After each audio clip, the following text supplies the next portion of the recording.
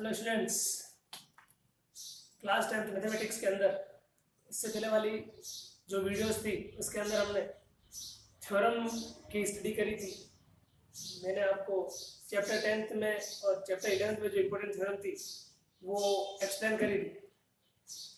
अब जो हम डिस्कस करेंगे वो चैप्टर वाइज डिस्कस करेंगे। चैप्टर वाइज का मीन ये है कि अब हम जितना भी चैप्टर हम पढ़ेंगे उस सभी के अंदर आपकी एक्सरसाइज भी कंबाइन होगी। तो आज हम जो चैप्टर स्टार्ट करेंगे वो है आपका चैप्टर नंबर 15। क्लास 10th के अंदर चैप्टर नंबर 15 जो है वो पढ़ेंगे हम। चैप्टर नंबर 15 जो है बेसिकली आपके एग्जाम के अंदर 5 मार्क्स का आता है।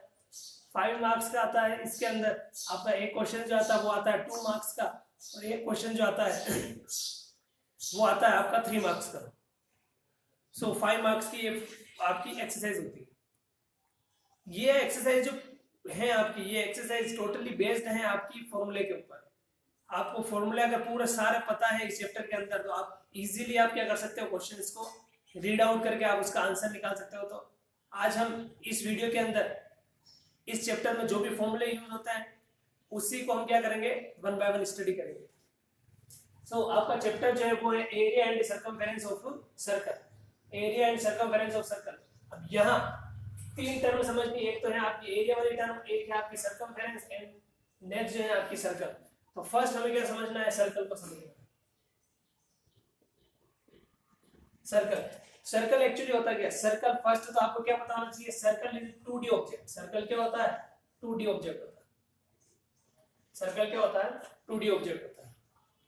नेक्स्ट, अब इसकी डेफिनेशन क्या है? तो सर्कल की डेफिनेशन क्या होती है? Circle is a set of points. Circle is a set of points. Circle is a set of point. Circle is a set of point in which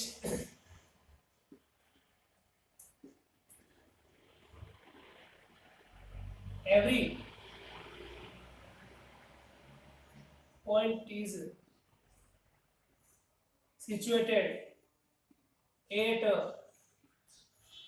fixed distance, at a fixed distance from given fixed point. क्या है circle की definition? Circle is a set of points in which every point is situated at a fixed distance from given fixed point. अब इसका mean क्या है ये समझना। आपको एक फिक्स्ड पॉइंट या गिवन है, अब आपको क्या बनाना है, set of points banana. Set of points का मीन लोकस ही होता है। सेट ऑफ पॉइंट्स क्या बनाना है, ड्रॉ करना है at equal distance from this point. At equal distance, for example 5 centimetre में मुझे क्या करना, पॉइंट सिचुएटेड करना है। तो मैंने क्या करा, इस 5 सेंटीमीटर के ऊपर पॉइंट को सिचुएटेड किया। तो आपको ये जो पूरा एक ये ऑब्जेक्ट जो मिला है यही आपका क्या होता है, सर्कल होता है। तो सर्कल की डेफिनेशन क्या थी?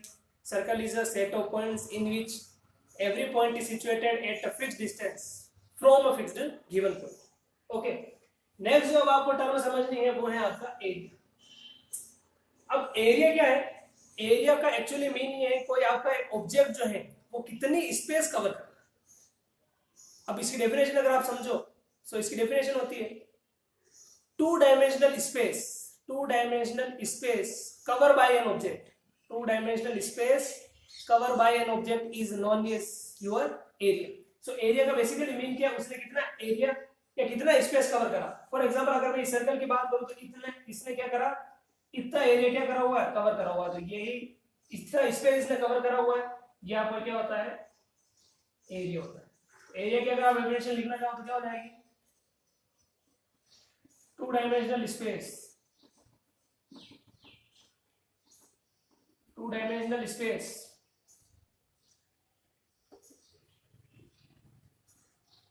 Cover by an object. यहाँ की क्या हो गया, एरिया हो गया। नेक्स्ट जो आपकी टर्म बचती है वो है आपका सर्कमफेरेंस। सर्कमफेरेंस का मीन क्या होता है? सर्कमफेरेंस एक्चुअली डिस्टेंस को शो करता है। सो सर्कमफेरेंस की डेफिनेशन है the distance taken by an object. और फिर आप ऐसे भी एक्सप्लेन कर सकते हो आप, सर्कमफेरेंस का मीन ये भी होता है, सर्कमफेरेंस का मीन जो है वो एक तो डिस्टेंस से रिलेटेड होता है, नेक्स्ट जो है सर्कमफेरेंस का मीन क्या होता है, किसी ऑब्जेक्ट की एज की डिस्टेंस जो होती है वही आपका क्या होता है, सर्कमफेरेंस होता है। किसी ऑब्जेक्ट की एज की जो टोटल डिस्टेंस होती है वही क्या होती है, सर्कमफेरेंस होती है। फॉर एग्जांपल मुझे इस सर्कल की एज की डिस्टेंस देखनी है, तो ये आपकी क्या है, इसकी बाउंड्री है, ये इसका एज है, तो ये इसकी जो डिस्टेंस है यही आपका क्या होता है, सर्कमफेरेंस होता है, सर्कमफेरेंस। या इसी को कहा जाता है पेरीमीटर। सो ये जितनी इसकी एज की जितनी डिस्टेंस होती है वही इसका क्या कहलाता है, सर्कमफेरेंस कहलाता है। फॉर एग्जांपल अगर मैंने आपको एक स्क्वायर दिया, सो स्क्वायर में एज ये है, ये वाला एज है, तो ये आपकी क्या हो जाएगी, सर्कमफेरेंस हो जाएगी। फॉर एग्जांपल मैंने आपको एक ट्रायंगल दिया, तो ट्रायंगल में क्या हो जाएगा, ये आपकी एज है, तो यही आपकी क्या हो जाएगी, सर्कमफेरेंस हो जाएगी। तो इस चैप्टर का जो बेसिक जो कॉन्सेप्ट था एरिया का, सर्कमफेरेंस का और सर्कल का, वो हमने क्या करा, स्टडी कर लिया। नेक्स्ट अब हमें क्या करना है, इस चैप्टर में जितने भी फॉर्मूले यूज होंगे, क्योंकि आपको मेन फोकस जो करना है मैथमेटिक्स के अंदर फॉर्मूले पर ही मेन फोकस करना है, और ये चैप्टर पूरा बेस्ड ही फॉर्मूले के ऊपर ही होगा। सो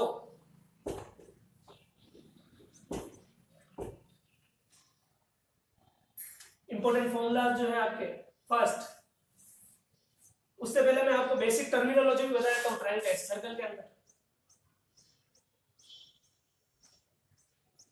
ये आपका क्या है, सर्कल है,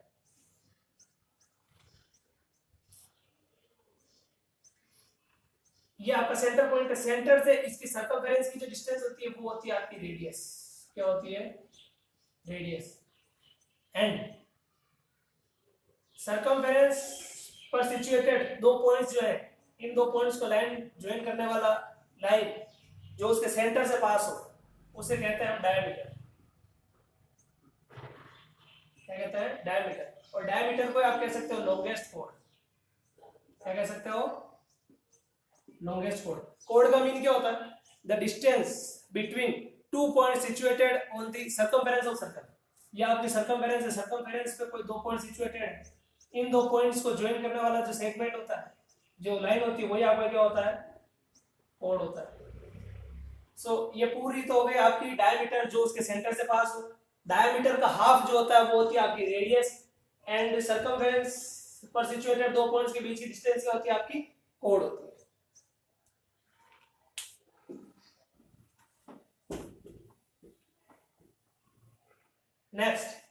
नेक्स्ट क्या है आपके, ये आपका सेंटर है, ये आपकी रेडियस, एंड ये भी आपकी क्या है, रेडियस। तो ये वाला जो पार्ट है, ये वाला, इस पार्ट को कहा जाता है सेक्टर, क्या कहा जाता है, सेक्टर। ये जो पार्ट दिख रहा है आपको, ये वाला पार्ट क्या होता है, सेक्टर। अब इस सेक्टर के अंदर क्या क्या टर्म होती है, ये तो आपकी ऑलवेज रेडियस ही होगी। ये जो आपका होता है वो होता है आपका थीटा, कि जो दो रेडियस वो कितने डिग्री एंगल पे सिचुएटेड है। एंड ये वाला जो पार्ट है आपका, ये वाला पार्ट होता है आपका आर, क्या होता है, आर। इस वाले पोर्शन को क्या कहता है, सेक्टर कहते हैं। And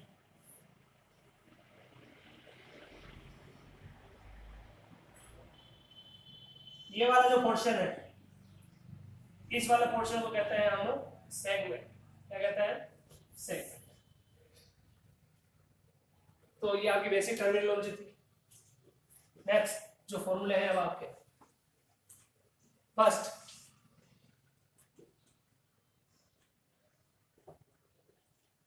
area of circle is equal to pi r square. Second area of semicircle, area of semicircle is equal to, semicircle का मीन्स सर्कल का half, pi r square upon 2। Third circumference of circle,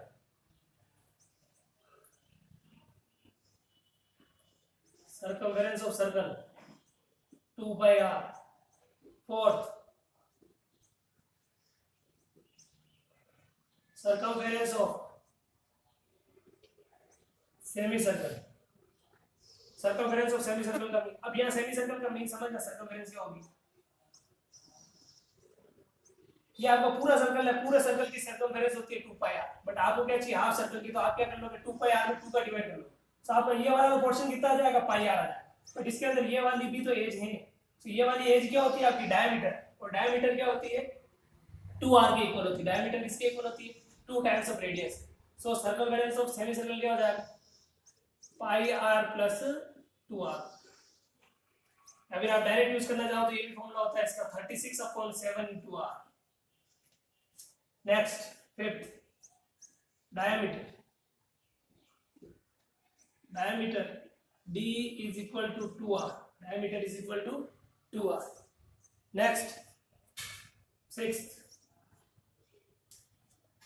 diameter हो गया। Next जो है area of 2 concentric circle, area of 2 concentric circle.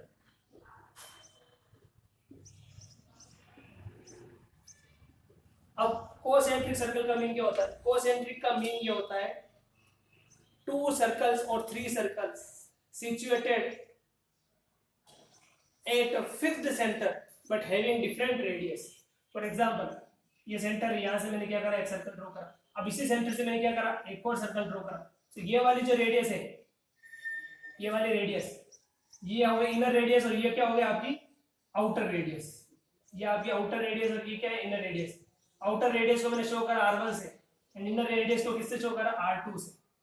तो ये क्या हो गया आपका कोसेंट्रिक सर्कल का कॉन्सेप्ट है। और कोसेंट्रिक सर्कल में आप मेनली ये ध्यान रखना, आउटर रेडियस को हम किससे शो करेंगे, r1 से शो करेंगे, और इनर रेडियस को किससे शो करेंगे, r2 से।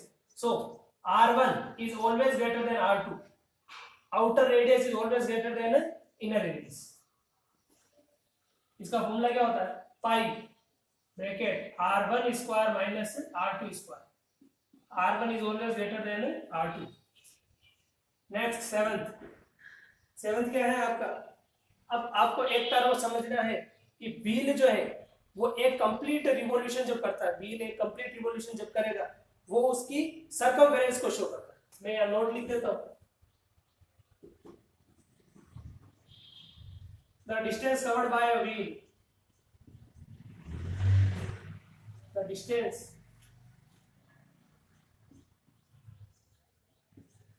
covered by a wheel in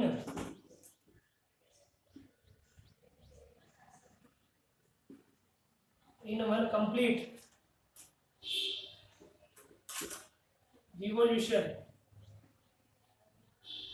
is equal to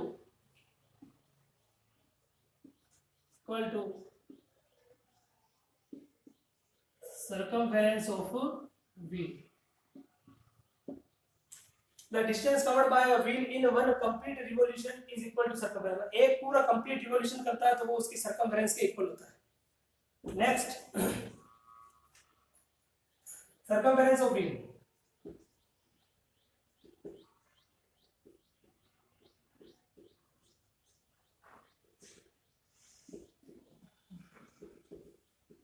circumference of wheel is equal to total distance covered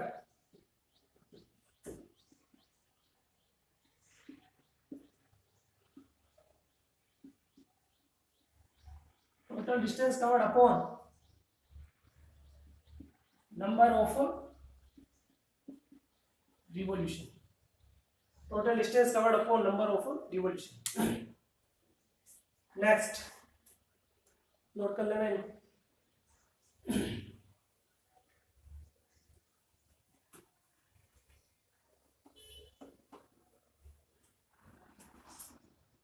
next जो है आपका formula number 6, 7, 8, area of sector. उससे पहले एक फॉर्मूला और लिख दो आप,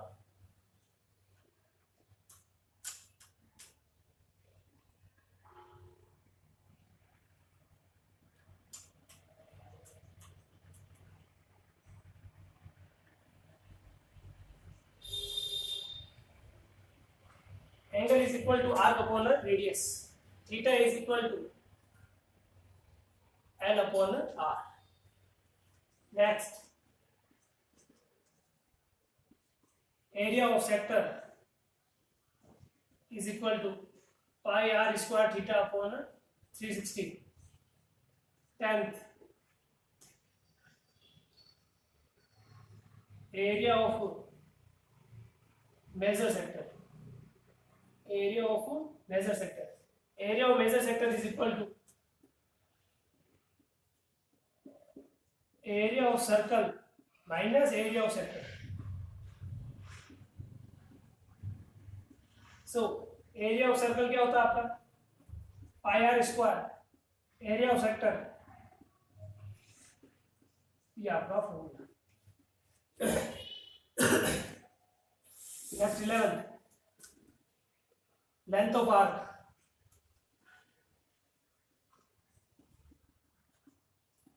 is equal to pi r theta upon 180 degree. 12th, if length of arc is given, then area of sector is equal to 1/2 into L into R, where L is length of arc. Number 13, area of segment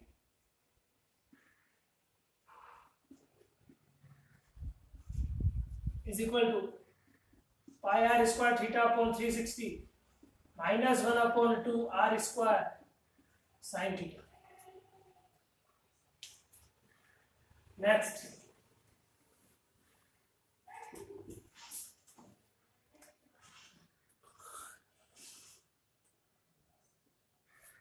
area of major segment.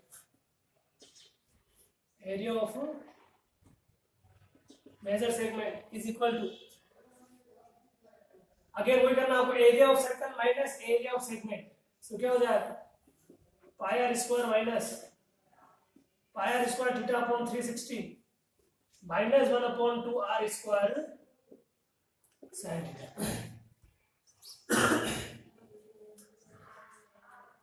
Next आप note डाल के लिख लो.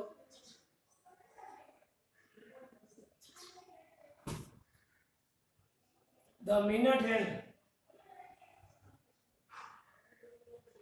of a clock. The minute hand of a clock moves 6 degree in 1 minute. Minute hand of a clock moves 6 degree in 1 minute. 1 minute के अंदर 6 degree move करती है. And hour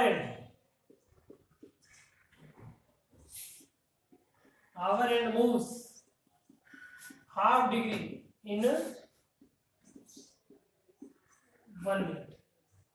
so आपको minute hand अगर question में given है तो theta की वैल्यू आप कितनी डिग्री लेनी है 6 degree, and hour and given है तो हाफ डिग्री लेनी है.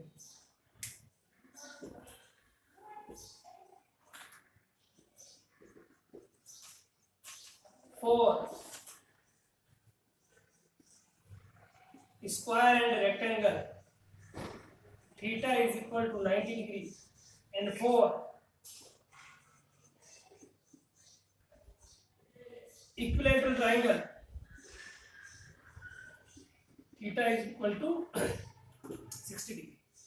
So ये जितने भी फॉर्मूले थे इस चैप्टर के अंदर उन सभी फॉर्मूले को अपन ने डिस्कस कर लिया है. इन सभी फॉर्मूले की जो कॉपी है वो मैं आपको डिस्क्रिप्शन में अवेलेबल करा दूंगा, तो आप वहां से जाके भी आप क्या कर सकते हो, इस पीडीएफ को आप डाउनलोड कर सकते हो. ओके.